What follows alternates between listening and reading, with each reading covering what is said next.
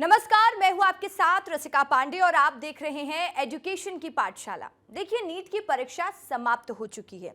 NEET की तैयारी करने वाले लगभग हर एस्पिरेंट का सपना रहता है कि अच्छे अंक लाकर उनका दाखिला किसी सरकारी मेडिकल कॉलेज में हो। भारत में लगभग 1,30,000 के आसपास मेडिकल सीट है और हर साल नीट के लिए लगभग 22 लाख से ज़्यादा कैंडिडेट अपीयर होते हैं। ऐसे में कई छात्रों का अच्छे अंक ना ला पाने के कारण डॉक्टर बनने का सपना टूट जाता है। लेकिन सवाल यही है कि क्या सिर्फ परीक्षा के अंक आपके सपनों की उड़ान तय करेंगे? बिल्कुल नहीं। अगर आपके नीट में अच्छे अंक नहीं आते हैं तो घबराइए मत। विदेशों में कई ऐसे मेडिकल कॉलेज हैं जहां से आप आरामदायक और उत्तम किस्म की मेडिसिन शिक्षा ग्रहण कर सकते हैं और एक अच्छे डॉक्टर बनने का सपना भी पूरा कर सकते हैं। आज हमारे साथ स्टूडियो में मौजूद हैं डॉक्टर प्रशांत। डॉक्टर प्रशांत जो हैं वो Kyrgyzstan admission centre and gateway of global education के फाउंडर हैं, डायरेक्टर हैं। सबसे पहले तो आपका बहुत बहुत स्वागत है, जिन्होंने कई ऐसे मेडिकल स्टूडेंट्स को मार्गदर्शन दिया है जो कि नीट में अच्छे अंक ना ला पाने के बावजूद विदेशों से पढ़ाई करके अच्छे डॉक्टर बने हैं। सर, बहुत बहुत स्वागत है आपका विस्तार न्यूज़ में। मेरा पहला सवाल आपसे यही रहेगा कि एक इंस्ट्रक्टर होने के नाते आप भारत के हेल्थ सिस्टम को कैसे देखते हैं और आज उन छात्रों के लिए आप क्या कहना चाहते हैं जो नीट में अपीयर होते हैं लेकिन उनके मार्क्स अच्छे नहीं आते हैं? ओके, देखिए, भारत एक डेवलपिंग कंट्री है और इसके बावजूद भी हमारे जो भारत के चिकित्सक हैं वो वर्ल्ड वाइड बहुत अच्छा कर रहे हैं और हमारा पॉपुलेशन बहुत ज़्यादा है। इसके बावजूद जिस तरीके से कोविड के दौरान में हमने देखा है कि किस तरीके से हमारे हेल्थ वर्कर्स ने वर्क करके, डॉक्टर्स ने वर्क करके किस तरीके से इस बीमारी को हमने चुनौती दिया और उसे ख़त्म किया है, तो यही एक बहुत बड़ा एग्जाम्पल है कि हमारा हेल्थ केयर सिस्टम कितना स्ट्रॉन्ग है।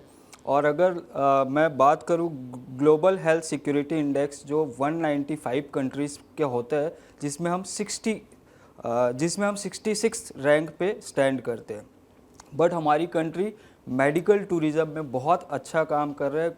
अगर हम ग्लोबल मेडिकल टूरिज़्म इंडेक्स की बात करें तो हम 10th पोजीशन पे करेंटली स्टैंड करते हैं। ये बताइएगा सर कि 1,000 लोगों पर एक डॉक्टर होना एक स्वस्थ स्वास्थ्य प्रणाली का आंकड़ा माना जाता है, तो वर्तमान में इस आंकड़े के अनुरूप भारत में डॉक्टरों की क्या स्थिति है और आंकड़े मैच करने के लिए क्या प्रयास किए जा रहे हैं? अगर आपको सिस्टम की खासी कमी को ठीक करना हो तो क्या होंगी वो कमियां, कैसे उस नज़रिए को बदलेंगे?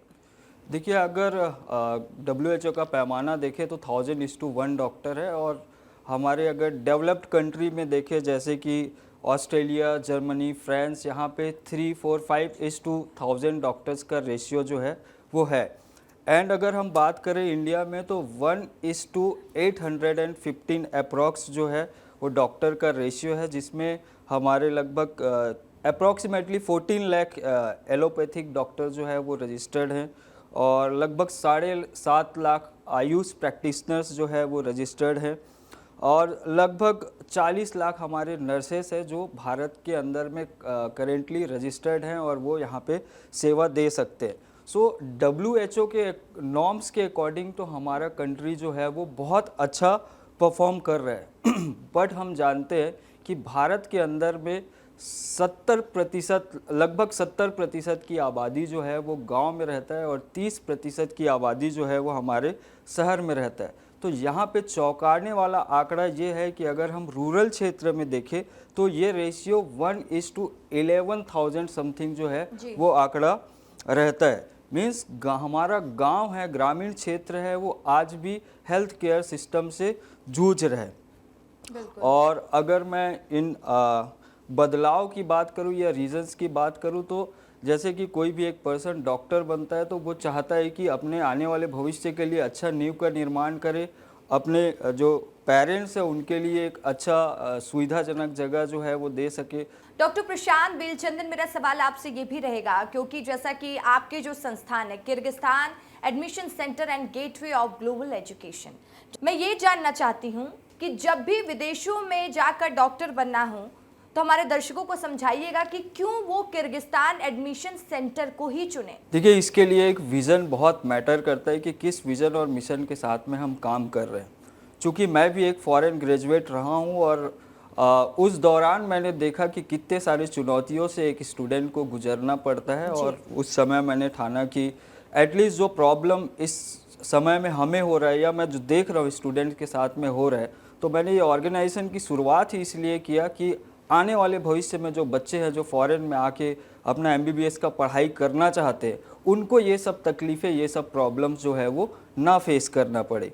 सो फॉरेन कंट्रीज़ में बेसिकली क्या होता है, बहुत सारी यूनिवर्सिटीज़ है, बहुत सारे कंट्रीज़ है, बट हर एक कॉलेज एक तरीके से नहीं होता है। तो हमारा काम होता है कि प्रॉपर हम जाएं, यूनिवर्सिटीज़ विज़िट करें, देखें कि वो जगह, वो कॉलेज, वहाँ का मैनेजमेंट जो स्टूडेंट है उनके उपयुक्त है कि नहीं, वो सब चीज़ वेरीफाई करने के बाद में ही हम बच्चों को गाइड करते हैं और ये एश्योरिटी लेते हैं कि जब तक वो बच्चे वहाँ पे हैं, हम उनके जो भी प्रॉब्लम्स हैं, जो भी उनको सर्विस की रिक्वायरमेंट हो रही है, हम उनसे कनेक्टेड रहे, और उनको जब तक वो सफल डॉक्टर नहीं बन जाते तब तक हम मानते हैं कि हमारी जिम्मेदारी है कि उस बच्चे के हर सुख दुख में जो है वो हम साथ रहे। यही हमारा थोड़ा स्पेशलिटी बताता है इस सेक्टर में।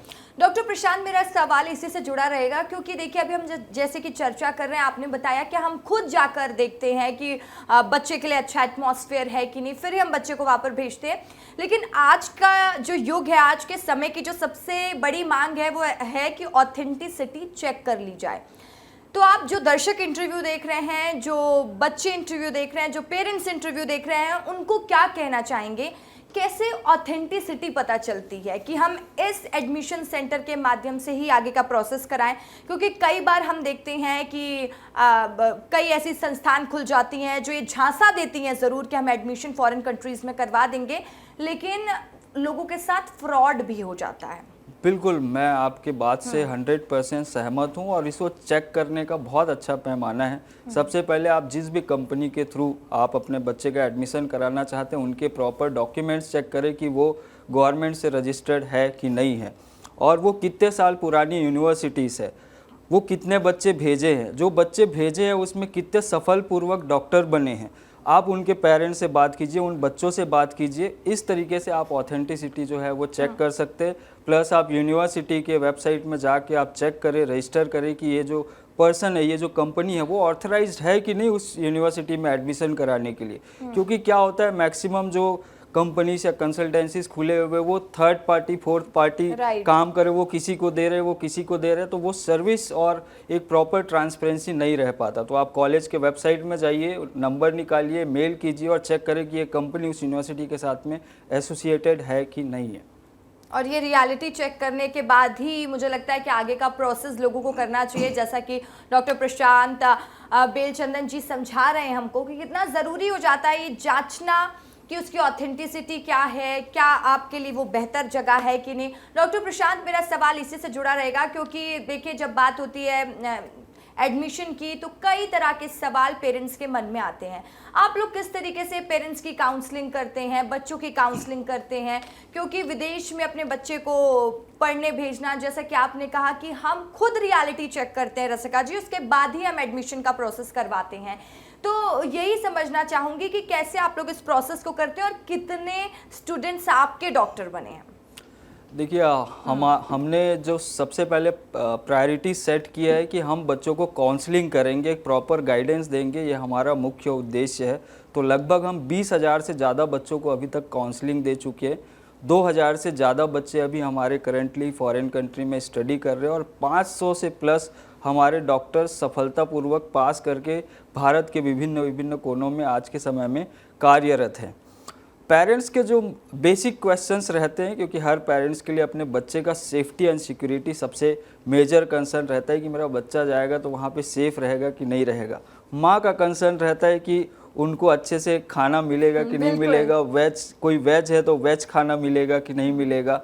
और जो FMG या नेक्स्ट एग्ज़ाम की अगर बात करें, जो विदेश से आने के बाद में जो एग्ज़ाम है वो क्लियर होगा कि नहीं होगा। तो जैसे कि मैंने बताया कि इसको हम अच्छे से काउंसलिंग करते हैं, उनके वीडियोस दिखाते हैं, फ़ोटोज़ दिखाते हैं, जो बच्चे पढ़ रहे हैं वहाँ पे उनसे बात कराते हैं, उनके पेरेंट्स से बात कराते हैं, और हम ये मेक श्योर करते हैं कि ऐसी यूनिवर्सिटीज़ में हम एडमिशन कराते हैं जहाँ पे जो एफएमजी पासिंग परसेंटेज है, जहाँ वहाँ से आने के बाद में जो एग्ज़ाम दिलाना पड़ता है उसका अच्छे से प्रिपरेशन कराया जाए। और मुझे बताते हुए बहुत खुशी हो रही है कि जो बच्चे हमारे थ्रू एडमिशन लिए हैं वो 80% हमारा रिजल्ट रहा है कि बच्चे फर्स्ट अटेम्प्ट में आके अपना एग्ज़ाम क्लियर किए। इसका बहुत स्ट्रॉन्ग रीज़न है क्योंकि जब बच्चे फॉरेन जाते हैं तो उनका देख रेख करने के लिए, उनका इन्फॉर्मेशन यहाँ पास करने के लिए कोई भी मेंबर नहीं रहता, तो बच्चे आज़ाद हो जाते हैं। बट हम ये मेक श्योर करते हैं कि कॉलेज से एक एक इन्फॉर्मेशन हम तक आए और जो हम पेरेंट्स को कन्वे कर सकते हैं। हम एक ब्रिज की तरह काम करते हैं, तो बच्चे मोटिवेटेड रहते हैं, पढ़ते हैं, डिसिप्लिन में रहते हैं। काम करें डॉक्टर प्रशांत कि वो ब्रिज मजबूत रहे, क्योंकि आज के युग में सबसे ज्यादा जरूरी है कि ट्रस्ट संस्थान नहीं ले पा रही है कुछ ना कुछ गलतियों के वजह से, तो वो मजबूत ब्रिज का निर्माण आप लोग कर रहे हैं, ऐसा मान लिया जाए? बिल्कुल मैम, क्योंकि ये बहुत इंपॉर्टेंट है कि क्योंकि यहाँ पे जब बच्चे रहते हैं तो कहीं ना कहीं पेरेंट्स देखते रहते हैं, नज़र बनाए रखते हैं कि वो क्या कर रहे हैं क्या नहीं कर रहे। बट 16-17 साल के बच्चे, फ्रीडम मिलता है, अचानक से बाहर जाते तो कई अच्छे बच्चे भी क्या होता है कि गलत संगति के चक्कर में बिगड़ जाते हैं या अपने ट्रैक से बाहर हो जाते। बट जब उनको पता होता है कि हाँ यहाँ का इन्फॉर्मेशन मेरे पेरेंट्स तक जा सकता है तो वो अवेयर रहते, और हर साल हम जाते उनको मोटिवेट करते रहते, बताते रहते कि किस पर्पस के लिए आप आए हो, यहाँ पे क्यों आए हो, आपके पेरेंट्स क्या स्ट्रगल करके आपको यहाँ तक पहुँचाया है, क्या आपको प्लेटफॉर्म दिया है, तो इसकी वैल्यू आप करें। तो हम हर साल जाते रहते हैं, बच्चों से मिलते रहते हैं और उनको मोटिवेट करते रहते हैं, समझाते रहते हैं। बिल्कुल डॉक्टर प्रशांत, देखिए आप काफ़ी एक्सपीरियंस कोच हैं, इसलिए मैं आपसे ये सवाल पूछ रही हूँ कि जैसे कि विदेशों में मेडिसिन की पढ़ाई करना और भारत में मेडिसिन की पढ़ाई करना, इसमें कितनी समानता है और कितने अलग हैं दोनों? देखिए, जो कैरिकुलम है वो ऑलवेज WHO के द्वारा निर्धारित किया जाता है कि अगर आप MBBS डॉक्टर बन रहे हैं तो किन किन सब्जेक्ट का आपको नॉलेज होना चाहिए। तो ऑलमोस्ट वर्ल्ड वाइड जो सब्जेक्ट है, जो टॉपिक्स है, वो हर जगह सिमिलर ही पढ़ाया जाता है। हाँ, कुछ डिशेस यहाँ पे अलग होते हैं, कुछ कंट्रीज़ में अलग होते हैं। बट अगर मैं बात करूँ कि फॉरेन कंट्री में पढ़ने से उनको एक एक्सपोजर मिलता है कि वो ग्लोबल नेटवर्क से कनेक्ट होते हैं, यहाँ के हर एक स्टेट के बच्चों से कनेक्ट होते हैं। विदेश में पढ़ने से उनको एक एक्स्ट्रा अपॉर्चुनिटी ये मिलता है कि वो ग्लोबल मार्केट से कनेक्ट हो पाते हैं, उनको cross cultural communication skill develop करने का मौका मिलता है और वो विदेश के कई लोगों से कनेक्ट हो पाते हैं। देखिए, अगर बात करें कैरिकुलम की तो world wide same curriculum, same subject आपको पढ़ना पड़ता है। बट जैसे कि हमें पता है कि भारत के अंदर में हमारा पॉपुलेशन ज़्यादा है, तो हॉस्पिटल के अंदर में पेशेंट फ्लो जो है वो ज़्यादा रहता है। कंपैरिजन करें हम CIS कंट्री, तो वहाँ पे उतना पॉपुलेशन नहीं है, तो जो रश हम यहाँ पे हॉस्पिटल्स में देखते वो रश वहाँ पे देखने को नहीं मिलता है। दूसरा, अगर फॉरेन कंट्री में है तो आपको अपॉर्चुनिटी मिलता है कि आप ग्लोबली कनेक्ट होते हैं, कि फॉरेन के बहुत सारे कंट्री के स्टूडेंट्स के साथ में आप कनेक्ट होते हैं, आपको सीखने को मिलता है कि आप वर्ल्ड में क्या चल रहा है। बाकी एज सच कुछ डिफरेंट नहीं है, आपको थोड़ा सा अलग कल्चर में जाके रखना पड़ता है, आप थोड़े पेरेंट्स से थोड़ा दूर जाके रहते हैं। बट जो डॉक्टर बनने के लिए रिक्वायरमेंट होता है, एक अच्छा डॉक्टर बनने के लिए, तो जो इंडिया में मिल रहा है वो फॉरेन कंट्री में सेम एज इट इज़ आपको मिलेगा। तो देखिए, आपने समझा दिया कि किस तरीके से दोनों जगह में अलग अलग चीज़ें देखने को मिलती है, और जब बच्चे फॉरेन कंट्रीज से MBBS करने जाते हैं या फिर मेडिकल स्टडीज़ के लिए जाते हैं तो उनको ग्लोबली बहुत कुछ सीखने को मिलता है। हमारे पास दो डॉक्टर्स की राय है जो कि आपके सेंटर के ज़रिए आज करियर की बुलंदियों को छू रहे हैं, उनका क्या कहना है, चलिए वो भी सुनवा देते हैं। मेरा नाम डॉक्टर नेहा वर्मा है। अभी फ़िलहाल तो मैं अपने खुद के हॉस्पिटल में ही काम कर रही हूँ। हमारा हॉस्पिटल खरोरा में है जी, और विदेश में पढ़ना इतना मुश्किल नहीं है। हमें बहुत लगता है कि हम लोग अलग शहर में जा रहे हैं, सब कुछ अलग है, और यहाँ आने के बाद में बहुत थिंकिंग होती है कि डिस्क्रिमिनेशन होगा, बट ऐसा कुछ नहीं है। मेरा इंटर्नशिप मेकाहारा से हुआ है और वो 1 साल जितनी प्रायोरिटी हम लोगों को दिया गया था, मतलब जो हमारे PGs हैं, जो कंसल्टेंट हैं, जितने अच्छे से हमें सिखाते थे, शायद उतना तो IMGs को भी वो नहीं प्रेफर करते थे, बिकॉज़ वो लोग लैक ऑफ नॉलेज एंड उतना पार्टिसिपेट नहीं करते थे सीखने में। नीट का एग्ज़ाम देने के बाद I was completely out of mind कि नहीं, मुझे तो नहीं करना है, कॉम्पिटिशन एंड एवरीथिंग। फिर मुझे प्रशांत सर मिले, पेपर प्लेन कंसल्टेंसी अभी केसी है, तो सर ने गाइड किया, सर ने समझाया, काउंसिल किया कि ऐसा नहीं है, वहाँ सिचुएशन ऐसे है। और जिस टाइम मुझे बाहर जाना था, आई गेस फर्स्ट टाइम मैं अपने घर से स्टेप आउट कर रही थी, वो भी इतने दूर। मैं कभी मम्मी पापा के बिना रही नहीं। और जब मेरा एडमिशन हुआ, आई वॉज द फर्स्ट, मतलब ओवरऑल भी मैं फर्स्ट थी और मेरे साथ कोई गर्ल थी नहीं, तो मैं यहाँ से अकेली गई हुई थी। बट कंसल्टेंसी ने, प्रशांत सर ने पूरा गाइडलाइन किया, सर वहाँ साथ में गए, सर ने वहाँ पे पूरा अरेंजमेंट देखा। एंड फर्स्ट ईयर में तो मेरा बहुत ज़्यादा ही तबीयत ख़राब हुआ था, तो हमारी कंसल्टेंसी ने तो प्रॉपर मेरा हेल्प किया, चेकअप करवाया, सब कुछ A to Z। मेरा डॉक्टर डूमन लाल साहू है और मैं अभी CMO महासोन मेडिकल कॉलेज में गवर्नमेंट में हूँ मैं अभी। और मैं अपना पढ़ाई जो है Jalalabad state medical university Kyrgyzstan से किया था। डॉक्टर बेलचंदन, प्रसाद बेलचंदन के थ्रू मैं गया था, तो अच्छा रहा मेरा अनुभव वहाँ का और मैं सक्सेसफुल हूँ, अभी खुश हूँ अपनी ज़िंदगी। ये बताइएगा डॉक्टर प्रशांत कि कौन कौन से देश में आपका सेंटर एस्पिरेंट्स को एडमिशन कराने की सुविधा मुहैया कराता है, और पास ऑन होने तक आपका सेंटर किस तरह उनसे जुड़ाव रखता है? देखिए, करेंटली हम लोग Russia, Kyrgyzstan, Georgia, Uzbekistan, Kazakhstan, Nepal, इन सब कंट्रीज़ में ही मैक्सिमम बच्चे जाते हैं। और ये सभी कंट्रीज़ के लगभग 500 प्लस यूनिवर्सिटीज़ के साथ में हम डायरेक्ट एसोसिएटेड हैं और यहाँ पे हम एडमिशन्स कराते हैं। और मैं पहले भी बता चुका हूँ कि जब तक वो सफल डॉक्टर नहीं बन जाते तब तक हम उनको गाइड करते। कुछ हमारे मेंटर्स हैं जिन्होंने FMG पास क्लियर किए हुए, कुछ टीचर्स हैं वो बच्चों से कनेक्टेड रहते हैं और उनको जो भी गाइडेंस चाहिए कि फर्स्ट ईयर में आपको कैसे पढ़ना चाहिए, आपको FMG सेंट्रिक किस तरीके से तैयारी करना चाहिए, till the final year guidance. And बीच बीच में हम मोटिवेशनल प्रोग्राम्स जो है वो करते रहते हैं, छोटे छोटे वर्कशॉप्स करते रहते हैं कि जिससे बच्चों को क्लैरिटी मिले।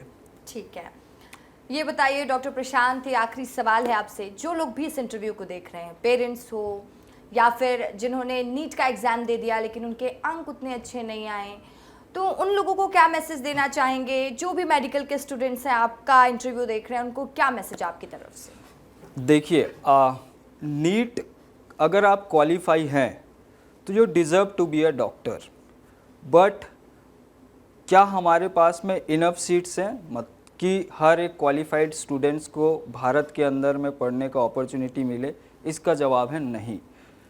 अगर जिनका स्कोर बहुत अच्छा आ रहा है उनको गवर्नमेंट सीट मिलता है तो वो एफर्ट करके गवर्नमेंट यूनिवर्सिटीज़ में पढ़ सकते हैं। प्राइवेट यूनिवर्सिटीज़, डीम्ड यूनिवर्सिटीज़ की फ़ीस हम जानते हैं कि वो करोड़ और करोड़ के ऊपर में जाता है, जो कि हर एक पेरेंट्स के लिए अफोर्ड कर पाना पॉसिबल नहीं है जी। और एजुकेशन बियॉन्ड बाउंड्रीज, ये हमने हमेशा से बिलीव करते आए हैं कि एजुकेशन के लिए कोई बाउंड्री नहीं है। दूसरा, हम और हाँ हमारा भारत हमेशा से ये मानते आया है कि वसुदेव कुटुंबकम, पूरा वर्ड है वो एक हमारा परिवार है। तो एजुकेशन का कोई बाउंड्री नहीं है। If you are a qualified means you are qualified to become a doctor, but आपको अपने लिए एक सही यूनिवर्सिटी चुनाव करना है, एक सही कंट्री चुनाव करना है कि जहाँ जाके आप अपने डॉक्टर बनने का सपना पूरा कर सके। इसके लिए आपको चाहिए एक अच्छा मार्गदर्शक जो आपके विज़न को, आपके मिशन को समझ सके, आपके फैमिलीज़ के फाइनेंशियल कंडीशंस को समझ सके, उनके नीड को समझ सके, उसके अकॉर्डिंग आपको बेहतर गाइड करके एक अच्छी यूनिवर्सिटीज़ में एडमिशन करा सके। सो हाँ, हम आपको ये सारे प्रोसेस में पूरी तरीके से पारदर्शिता के साथ में हेल्प करेंगे और आपको आपके सपने को पूरा करने के लिए हम पूरे तत्पर रहेंगे। बिल्कुल। तो डॉक्टर प्रशांत, बहुत बहुत शुक्रिया हमारे दर्शकों को एडवाइस देने के लिए। मुझे लगता है कि आज जो भी मेडिकल स्टूडेंट्स आपका इंटरव्यू देख रहे होंगे उनको मार्गदर्शन मिला होगा, उनके मन में हिचक, डर, अगर विदेश में मेडिकल की पढ़ाई को लेकर कोई भी हिचक रही होगी वो आज खत्म हो गई होगी। बहुत बहुत शुक्रिया डॉक्टर प्रशांत दस्तार न्यूज़ से खास बातचीत करने के लिए। Thank you ma'am.